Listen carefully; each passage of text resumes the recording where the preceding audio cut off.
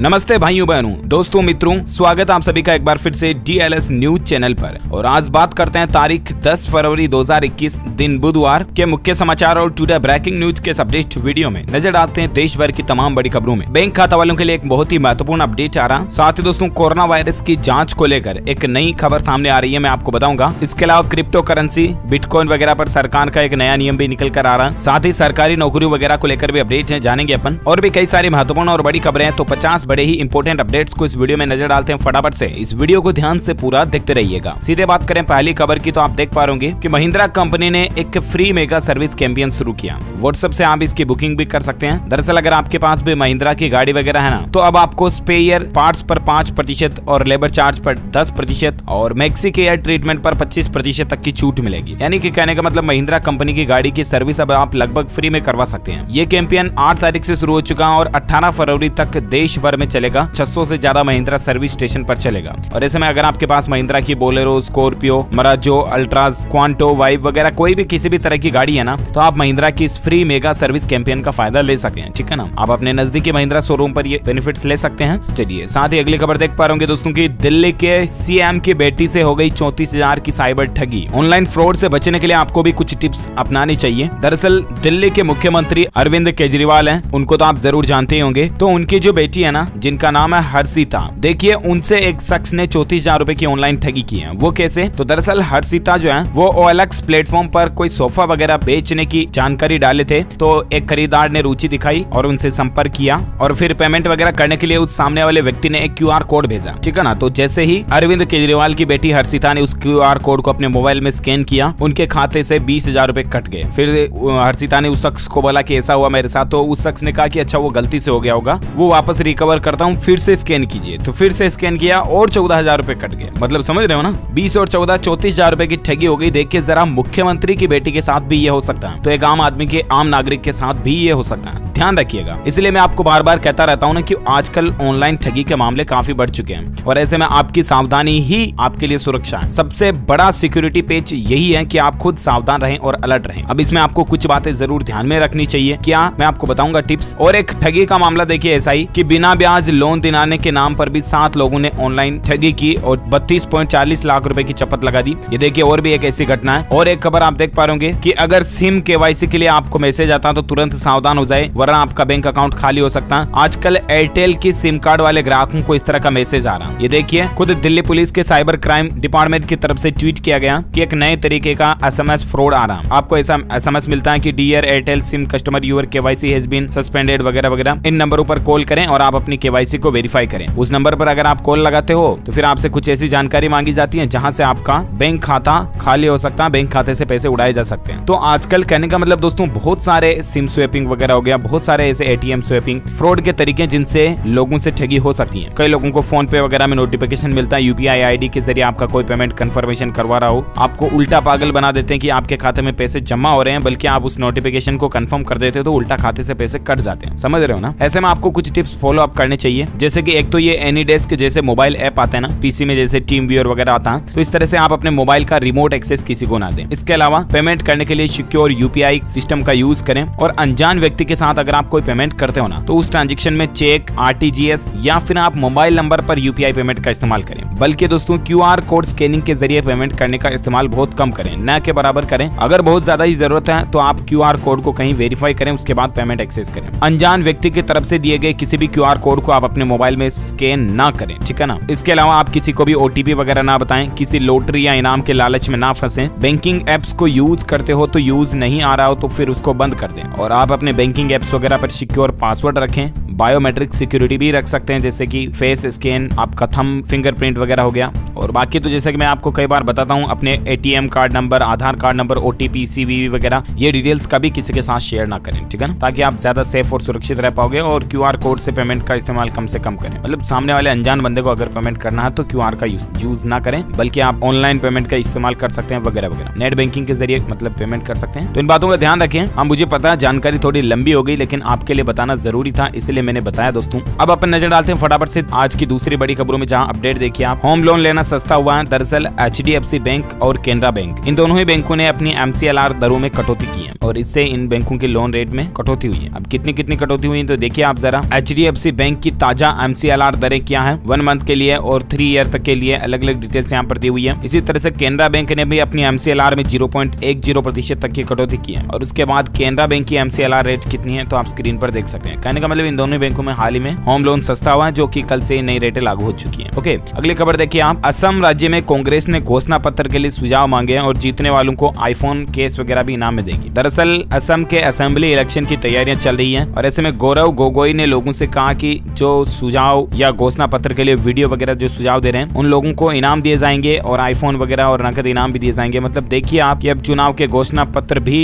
इनाम पर बनाए जा रहे हैं। मतलब कहीं ना कहीं यूं लगता है दोस्तों की सरकारें चलाने वालों को जनता की समस्याओं के बारे में ही नहीं पता। खैर, आपकी क्या राय इस पर मुझे कमेंट करके बताइएगा। फिलहाल अपन बात करें अगली खबर में तो देखिए जरा। GST के विरोध में 26 फरवरी को भारत बंद करेंगे व्यापारी। केट ने इस तरह का बड़ा ऐलान किया। जी हाँ, दरअसल दोस्तों confederation of all India traders की बैठक नागपुर में 8 फरवरी को हुई और उसमें इस बात का निर्णय लिया गया कि GST के विरोध में भारत बंद का ऐलान किया गया। 26 फरवरी को बुलाए गए इस भारत बंद में 8 करोड़ से ज्यादा कारोबारी शामिल होने का दावा कर रहे हैं और कारोबारी शामिल होंगे मतलब कि जाहिर से बात है बाजार वगैरह सब कुछ बंद रहेंगे, इंडस्ट्री व्यापार काम धंधे सब कुछ बंद रहेंगे 26 फरवरी को, है ना। केट ने इस तरह का ऐलान कर दिया कि 26 फरवरी को GST के विरोध में भारत बंद रहेगा। अब केट की क्या डिमांड है और सरकार और केट के बीच क्या समझौते बनती हैं, जो कोई भी अपडेट आता है मैं आपको बताऊंगा। चलिए फिलहाल देखिए आप अगली खबर। केंद्रीय कर्मचारियों के लिए भी अच्छी खबर है। इसी महीने होगा DA में 4% बढ़ोतरी का ऐलान और इससे अब महंगाई भत्ता कितना हो जाएगा। तो दरअसल दोस्तों केंद्र सरकार जो 50 लाख कर्मचारियों और 61 लाख पेंशनर्स के लिए फरवरी 2021 में ही महंगाई भत्ता यानी कि DA जिसे कहते हैं डियरनेस अलाउंस, उसको बढ़ाने की प्लानिंग कर रही है। श्रम विभाग ने all India consumer price index की घोषणा कर दी है, जिससे कि कर्मचारियों में DA बढ़ने की उम्मीद जगी है और मीडिया रिपोर्ट्स के मुताबिक ट्रेवल अलाउंस वगैरह में 4% की बढ़ोतरी होगी और इन सभी की बढ़ोतरी के बाद कुल महंगाई भत्ता जो है 21% हो जाएगा, 21% है ना। तो ये सरकारी कर्मचारियों के लिए अच्छी बात है। और अगली खबर देखिए, बैंक ग्राहकों के लिए भी एक बड़ी खबर निकल कर आ रही है दोस्तों। मार्च में शुरू होगी हड़ताल। आखिर बैंक के कर्मचारियों और अधिकारियों ने क्यों ये फैसला लिया और बैंक हड़ताल कब होने जा रही है तो खबर देख सकते हैं आप दोस्तों की। बैंक स्ट्राइक, पब्लिक सेक्टर बैंकों के निजीकरण के खिलाफ बैंक यूनियनों ने हड़ताल का ऐलान किया है और 15 और 16 मार्च को बैंक बंद भी रहेंगे हड़ताल के चलते। जी हाँ दोस्तों, दरअसल आपको पता होगा कि सरकार कई सरकारी कंपनियों को जो है बेच रही है या यूं कहे तो उनका प्राइवेटाइजेशन कर रही है, प्राइवेट सेक्टर के हाथों में उन कंपनियों के अधिकार दे रही है। तो ठीक इसी तरह से पब्लिक सेक्टर के बैंकों का निजीकरण भी हो रहा है कई जगहों पर और इसी के खिलाफ बैंक यूनियन ने हड़ताल का ऐलान किया कि जो पब्लिक सेक्टर के बैंक है उनको पब्लिक सेक्टर का ही रखा जाए। और बाकी देखते हैं सरकार का क्या फैसला था। वैसे 15 और 16 मार्च को बैंक हड़ताल की प्लानिंग है ना। चलिए अगली खबर में बात करें कुछ मौसम के हालातों को लेकर। तो संपूर्ण भारत के मौसम पूर्वानुमान तो मैं आपको बताऊंगा आगे। फिलहाल देखिए दोस्तों, उत्तराखंड राज्य को लेकर कुछ अपडेट आप देख पा रहे होंगे। हाल ही में जो उत्तराखंड में हादसा हुआ, प्राकृतिक हादसा ग्लेशियर के टूटने से, तो उसमें सैटेलाइट की तस्वीरें भी सामने देखने को मिली है। उत्तराखंड हादसे से पहले और बाद की सैटेलाइट तस्वीरें देखिए आप। ये 6 फरवरी की तस्वीर है और ये 7 फरवरी की तस्वीर है। मतलब किस तरह से ग्लेशियर की टूटने की वजह से धौली गंगा नदी में जल प्रलय से आ गया और बाढ़ के चलते तकरीबन अब तक 26 लोगों की जान जाने की खबर है उत्तराखंड में। इसके अलावा आज और कल उत्तराखंड में बारिश और बर्फबारी की भी चेतावनी आ रही मौसम विभाग की तरफ से और इसके कारण रेस्क्यू ऑपरेशन भी प्रभावित हो सकता है। अभी भी रेस्क्यू टीम जो है वो लगातार लोगों की जानें बचाने में जुटी हुई है। 100-150 लोग अभी भी लापता हैं। कुल मिलाकर के दोस्तों और वैज्ञानिकों का यह अलर्ट भी निकल कर आ रहा, कमजोर होकर के ढहा एक बड़ा ग्लेशियर और भी आगे उत्तराखंड की बाढ़ का कारण हो सकता है। अब तक कुल 31 लोगों के जान जाने की खबर सामने आ रही है, जबकि 117 लोग अभी भी लापता हैं उत्तराखंड के उस हादसे में। और बाकी मौसम विभाग की ये भी अलर्ट आ रहा दोस्तों की फिर सक्रिय हुआ पश्चिमी विक्षोभ। इन राज्यों में बारिश के आसार भी बन रहे हैं। दिल्ली, उत्तर प्रदेश, बिहार सहित देश के अलग अलग राज्यों में संपूर्ण भारत का आज 10 फरवरी 2021 का मौसम पूर्वानुमान आखिर क्या कहता है तो मैं आपको बता दूं कि अगले 24 घंटों के दौरान जम्मू कश्मीर, गिलगित बाल्टिस्तान, मुजफ्फराबाद और लद्दाख में हल्की बारिश और बर्फबारी हो सकती है। वहीं हिमाचल प्रदेश के भी ऊंचाई वाले इलाकों में कहीं कहीं हल्की बारिश और बर्फबारी होने की संभावना है। और बाकी उत्तराखंड में आंशिक बादल छाने और गर्जना के साथ 1-2 स्थानों पर थोड़े समय के लिए बौछारें गिरने के आसार है। वहीं पंजाब, हरियाणा, दिल्ली, उत्तराखंड और पश्चिम उत्तर प्रदेश के कुछ हिस्सों में घना कोहरा छाए रहने की भी संभावना है। बाकी पंजाब, हरियाणा और उत्तर प्रदेश में रात के तापमान में हल्की बढ़ोतरी देखने को भी मिल सकती है। तो ये रहा मौसम विभाग का अलर्ट वेदर अपडेट। और वहीं सराफा बाजार में सोने चांदी के रेट की बात करें तो देखिए खबर कि गोल्ड में अच्छी बढ़त देखी गई है, लेकिन चांदी सस्ती हुई है। आज के नए रेट क्या हैं? तो दरअसल सोने के भाव 495 रुपए प्रति 10 ग्राम बढ़े और उसके बाद अभी सोने के रेट रेट 495 रुपए प्रति 10 ग्राम बढ़े और उसके बाद अभी सोने का रेट जो है वो 47,559 रुपए प्रति 10 ग्राम हो गया है ना। और वहीं चांदी की बात करें तो चांदी में 99 रुपए की गिरावट के बाद अभी चांदी का रेट 68,391 रुपए प्रति किलो पहुंच गया है। ओके, और बाकी देखिए आप कोरोना वायरस को लेकर कुछ अपडेट आ रहे हैं। एक तो वैक्सीनेशन यानी कि टीकाकरण पर सरकार का दावा निकल कर आ रहा है कि कोरोना का टीका लगाने के बाद 7.5 लाख लोगों में 97% लोग संतुष्ट हैं। एक सर्वे में इस बात का पता चला है। और अब तक दोस्तों भारत में कुल 65,28,000 से भी ज्यादा लोगों का टीकाकरण यानी कि वैक्सीनेशन हो चुका है। 11 राज्यों में 40% से कम हेल्थ केयर वर्कर्स का वैक्सीनेशन हुआ। ये कुछ राज्यों का लिस्ट और ग्राफ भी आप स्क्रीन पर देख सकते हैं। ओके, और एक अपडेट देखिए कोरोना को लेकर। उत्तर प्रदेश में योगी आदित्यनाथ सरकार की रणनीति जो है वो कारगर रही है और यूपी के 37 जिलों में कोरोना का एक भी नया केस नहीं देखा गया पिछले 24 घंटों के दौरान। तो ये वाकई में राहत की बात है यूपी में। और बाकी देखिए दिल्ली समेत इन राज्यों में भी कोरोना वायरस से एक भी मौत नहीं हुई है 24 घंटों के आंकड़ों के दौरान। मतलब कि पिछले 24 घंटों के दौरान दोस्तों दिल्ली सहित कई राज्य ऐसे जहां एक भी लोगों की कोरोना के कारण जान जाने की खबर नहीं आई है, जो कि वाकई में दिल्ली वासियों के लिए भी अच्छी खबर है। चलिए, और कोरोना पर एक खबर आप देख सकते हैं दोस्तों कि स्वास्थ्य मंत्रालय ने राज्यों से कहा कि 6 मार्च तक पहली डोज देने का काम पूरा करें और टीकाकरण से 97% लोग तो सेटिस्फाइड हैं ही। और बाकी दोस्तों कोरोना पर टेक्नोलॉजी से संबंधित एक अच्छी खबर भी आ रही है। देखिए एक नया इनोवेशन है, स्मार्ट वॉच बताएगी कि यूजर में कोरोना के लक्षण हैं या नहीं। जिस तरह से दोस्तों आजकल की कई सारी कंपनीज हैं इस तरह की स्मार्ट वॉच निकाले हुए जिनसे कि आप हार्ट रेट वगैरह और आपके चलने की स्पीड वगैरह ये चीजें एक्सरसाइज वगैरह इन चीजों को नोट कर सकते हैं। राइट, मेजर फीचर ये आता है कि आप हार्ट रेट चेकअप कर सकते हैं। कई सारे फिटनेस बैंड वगैरह भी आते हैं इस तरह के। तो कहने का मतलब अब इस तरह की स्मार्ट वॉच भी आ रही है जिससे आपको ये पता चल जाएगा कि कोरोना के लक्षण है या नहीं। और वैज्ञानिकों का यानी कि शोधकर्ताओं का ये दावा है कि इससे महामारी पर काबू पाने में भी सफलता मिल सकती है। तो ये वाकई में अच्छी बात है। अच्छा, बाकी भारत में कोरोना के आंकड़ों की बात करें तो अब तक कुल संक्रमितों की संख्या जो है 1,08,54,000 से भी ज्यादा हो चुकी है, जिसमें से 1,39,000 एक्टिव केस हैं यानी कि सक्रिय हैं जिनका अभी इलाज चल रहा है। जबकि इस वायरस के कारण भारत में कुल मरने वालों की संख्या का आंकड़ा 1,55,200 से भी ज्यादा पहुंच चुका है। तो ये तो भारत में ताजा कोविड डेटा। राइट, और बाकी दोस्तों किसान आंदोलन वगैरह को लेकर क्या कुछ अपडेट चल रहे हैं तो देखिए जरा कि एक तो कृषि कानून पर विदेश में भ्रम फैलाने वाले लोगों पर लगाम लगाने के लिए सरकार ने एक प्लान बनाया है। क्या है तो दरअसल दोस्तों विदेश में जो कृषि कानूनों को लेकर कोई लोग भ्रम फैला रहे हैं ना, तो उनके लिए भारतीय दूतावासों और उच्चायोग को विदेश मंत्रालय की तरफ से भारत के पक्ष को स्थानीय राय बनाने वालों और भारतीय समुदाय के माध्यम से रखने को कहा गया। कुल मिलाकर के सरकार चाहती है कि विदेशों में कृषि कानून तक की बातें ना जाए तो ही ज्यादा बेहतर है, क्योंकि वो कहते हैं ना कि घर की बात घर में रहे। ऐसा मतलब है कि भारत की बात भारत में रहे तो ज्यादा बेटर है, क्यों विदेशों तक ले जाने की जरूरत है ना। और बाकी जो लाल किले पर 26 जनवरी के दिन उपद्रव हुआ था उस पर एक बड़ी कार्रवाई देखने को मिल रही है। 15 दिन बाद गिरफ्तार दीप सिद्धू 7 दिन की रिमांड पर महिला मित्र के जरिए ये वीडियो वगैरह अपलोड करवा रहे थे। फरारी के दौरान सिद्धू सोशल मीडिया पर लगातार एक्टिव भी थे और वे अमेरिका में रह रही फ्रेंड के जरिए वीडियो वगैरह पोस्ट करवा रहे थे। तो इनको 15 दिन बाद गिरफ्तार कर लिया है। पंजाबी एक्टर दीप सिद्धू हैं। इनको कोर्ट ने 7 दिन की पुलिस रिमांड पर भी भेज दिया। बाकी देखते हैं आगे और क्या अपडेट आता है, मैं आपको बताऊंगा। अच्छा, अब नजर डालते हैं कुछ और बड़ी खबरों में, जहां एक तो सबसे पहले मैं आपको एक अमेजिंग चीज बताता हूं। देखिए जरा कि अनजाने में मिली लाखों में एक तस्वीर। अमेरिकी फोटोग्राफर ने प्लेन की सूरज के साथ एक दुर्लभ तस्वीर ली है और दुनिया भर में इसकी चर्चा भी हो रही है। एक बहुत ही जिसे कहते हैं ना रेयर फोटो है, आपको भी जरूर देखनी चाहिए। ये तस्वीर जो आप स्क्रीन पर देख पा रहे होंगे लगता तो यूं सिंपली है कि ये कंप्यूटर से बनाई हुई तस्वीर लगती है, राइट, लेकिन ये वो नहीं है बल्कि नेचुरल खींची हुई तस्वीर है, जिसमें सामने आपको जो गोला दिख रहा है ये सूरज है, रियल सूरज है। और ये हवाई जहाज जो उड़ रहा है ये भी रियल हवाई जहाज है, ना कि कोई ये फिल्मी शीन की तरह बनाई हुई कोई कंप्यूटर जनरेटेड तस्वीर नहीं है, बल्कि दोस्तों ये एक नेचुरल तस्वीर है। ये शख्स जो आप स्क्रीन पर देख पा रहे होंगे इनको क्या है कि सूरज की तस्वीरें लेने का बहुत शौक है। अब तक ये हजारों सूरज की फोटो कैप्चर कर चुके हैं और ये ऐसे ही एक और सूरज की फोटो ले रहे थे ना टेलीस्कोप के जरिए, तभी ये सामने से एक प्लेन गुजरा। ये प्लेन यूनाइटेड एयरलाइंस का था जिसने न्यू जर्सी के लिए उड़ान भरी है और कुछ सेकंड्स के लिए ये सूरज के सामने से गुजरा था और तभी उसी मोमेंट पर तस्वीर को कैप्चर किया। दैट्स ग्रेट एंड अमेजिंग, और इसलिए मैंने भी आपको ये तस्वीर बता दिया है ना। और इसी बात पर तो एक लाइक बनता है यार, इस वीडियो पर दिल से लाइक कर दीजिए दोस्तों। इतनी मेहनत से हम आपके लिए सिर्फ काम की खबरें रोजाना सेलेक्ट करके लिए लेकर आते हैं, तो वीडियो को लाइक जरूर कर देना। और अगर आपको लगता है कि वाकई में डीएलएस न्यूज चैनल पर काम की खबरें और महत्वपूर्ण समाचार आते हैं तो आप इस चैनल को सब्सक्राइब करके बेल आइकन भी दबा देना। इससे होगा ये कि आप हमारी फैमिली के साथ जुड़ जाओगे, डीएलएस न्यूज फैमिली के साथ, जो कि वाकई में एक दमदार बात होगी। इसलिए सब्सक्राइब करके बेल आइकन भी जरूर दबा देना। ओके, और अपन आगे बढ़ते सीधी अगली खबर में। कुछ और 10-15 बड़ी खबरें हैं जो महत्वपूर्ण मैं आपको फटाफट से बता देता हूँ। वीडियो को पूरा देखिएगा, अभी तक कहीं जाइएगा मत, ठीक है ना। खबर देखिए दोस्तों कि घर का रेंट चुकाने पर 1,000 रुपए मिलेंगे अब आपको। क्रेडिट कार्ड पर पेटीएम ने एक नया फीचर शुरू किया। जी हाँ, दरअसल घर का किराया चुकाने में सबसे बड़ी टेंशन ये होती है कि एकमुश्त एक बड़ी रकम चली जाती है और दूसरा ये कि आपको उस वक्त पैसे नहीं होते हैं तो दिक्कत आती है। लेकिन पेटीएम ने आपकी इस मुश्किल को आसान कर दिया। अगर आपके पास डेबिट कार्ड के अलावा क्रेडिट कार्ड भी है तो आप अपने मकान का किराया पेटीएम के जरिए दे सकते हैं और उस पर आपको 1000 रुपए तक का कैशबैक भी मिल जाता है। ओके,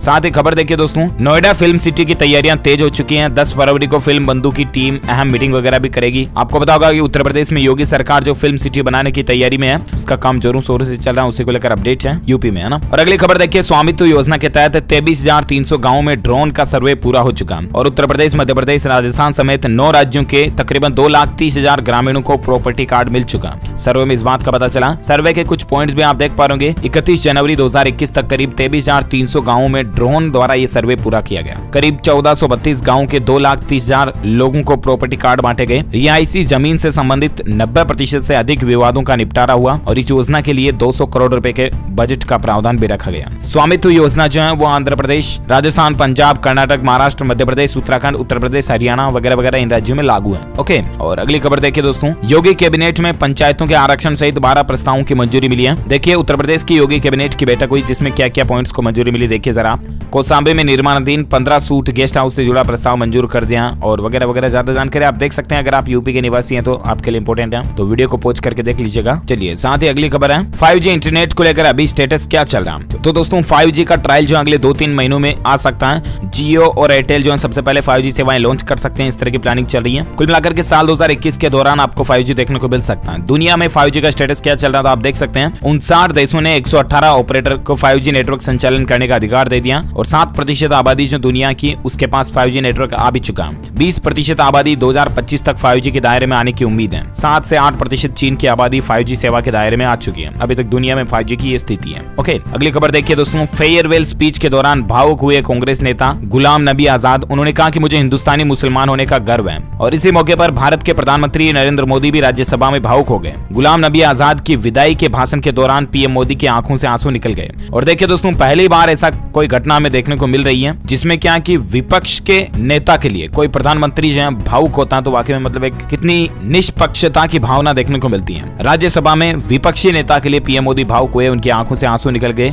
आजाद की विदाई के भाषण के दौरान। That's great moment, right. और अगली खबर देखिए आप, आपकी हेल्थ या सेहत से जुड़ी खबर है। बीपी और घटती याददाश्त में कनेक्शन देखने को मिला वैज्ञानिकों की रिसर्च में। कहने का मतलब कि रात में अगर ब्लड प्रेशर बढ़ता, बीपी हाई हो जाती है, तो उससे मेमोरी घटने का खतरा 1.6 गुना ज्यादा हो जाता है, 1.5 गुना से भी ज्यादा हो जाता है। तो बीपी को कंट्रोल रखने की कोशिश करें, डॉक्टर की सलाह लें। अगर रात में बीपी ज्यादा बढ़ती है तो 8 से 10 घंटे नींद लेना जरूरी है। याददाश्त सुधारने के लिए हफ्ते में 5 दिन रोजाना एरोबिक्स करें आप। बीपी, कोलेस्ट्रॉल और ब्लड शुगर वगैरह इन पर कंट्रोल रखें, एक्टिव रहें, एक्सरसाइज वगैरह करते रहें। अच्छा, अगली खबर देखिए, ई रिक्शा रजिस्ट्रेशन पर फिलहाल सुप्रीम कोर्ट ने रोक लगा दी। आखिर मामला क्या है? दरअसल आपको पता होगा कि सरकारें जो इलेक्ट्रिक व्हीकल्स, इलेक्ट्रिक वाहन वगैरह को, गाड़ियों को, रिक्शा वगैरह को सभी को बढ़ाने की लगातार कोशिशें कर रही है। लेकिन एक ऐसा ही मामला देखा गया और उसके बाद सुप्रीम कोर्ट ने भारत में फिलहाल ई रिक्शा का रजिस्ट्रेशन बंद करने का आदेश दिया। दरअसल कोलकाता के एक वकील जिनका नाम है कनिष्क सिन्हा, उनके मुताबिक पिछले 20 सालों से वो पूरे भारत में ई रिक्शा का पंजीकरण कराने वाले पेटेंट यानी कि लाइसेंस के धारक है। उनका ये भी दावा है कि वह हिंदुस्तान में एकमात्र ऐसे व्यक्ति हैं जो कि इलेक्ट्रिक वाहनों का पंजीकरण करवा सकते हैं। और इस वकील के मुताबिक किसी भी राज्य या केंद्र शासित प्रदेश के पास अपने प्रांत में बैटरी वाले इलेक्ट्रिक वाहन को डायरेक्ट रजिस्टर्ड करने का अधिकार नहीं है। इनका कहना है कि इनके थ्रू ही रजिस्टर होने चाहिए भारत के जितने भी इलेक्ट्रिक व्हीकल्स हैं वो। अब ये फैसला सुप्रीम कोर्ट तक पहुंच चुका। हालांकि अभी सुप्रीम कोर्ट ने ई रिक्शा के रजिस्ट्रेशन पर रोक भी लगा दी, फिलहाल स्टे लगा दिया और देखते हैं कि सुप्रीम कोर्ट का फैसला सामने क्या देखने को मिलता है आगे, तो मैं आपको बता दूंगा। और अगली खबर देखिए, सरकारी नौकरी को लेकर अपडेट है। उत्तराखंड सब ऑर्डिनेट सर्विस सिलेक्शन कमीशन में 541 पदों पर वैकेंसी निकली है।